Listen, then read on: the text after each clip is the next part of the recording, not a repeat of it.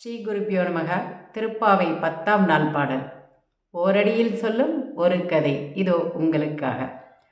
கூற்றத்தின் வாய் வீழ்ந்த கும்பகரனும், கூற்றத்தின் வாய் வீழ்ந்த கும்பகரனும்.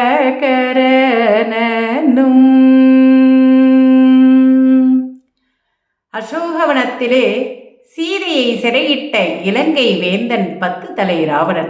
அவனுக்கு விபீஷணன், கும்பகர்ணன் என்ற 2 தம்பிகள் உண்டு. கும்பகர்ணனோ 6 மாதம் தூங்கி எழுவான். ஏன் 6 மாதம் தூங்குகின்றான் என்பதை பார்ப்போமே.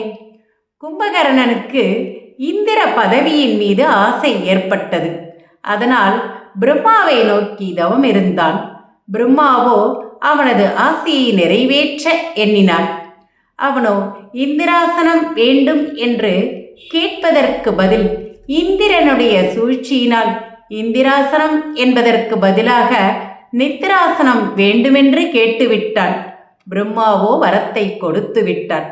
அதனால்தான் 6 மாதம் இடியே அவன் காதில் விழுந்தாலும் தூங்கிக் கொண்டிருப்பான். தூங்கி விழித்து ஒரு நாள் மட்டும் தனக்கு தேவையானதையெல்லாம் சாப்பிட்டுவிட்டு மீண்டும் மீண்டும் தூங்கிக் கொண்டிருக்கின்ற சமயத்திலே போர் முரசு கொட்டும் சத்தம்.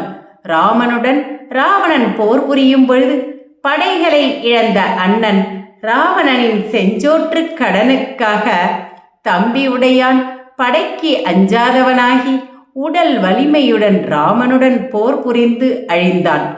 கும்பகர்ணன் அந்த யமனுக்கும் இரையானவனாயிற்றே என்று ஸ்ரீ ஆண்டாள் கும்பகர்ணனின் தூக்கத்தை இந்த பாசுரத்திலே கூறி, தூங்காதீர்கள், அனைவரும் எழுந்திருங்கள் என்பது போல பாடுகின்றாள். நன்றி, வணக்கம்.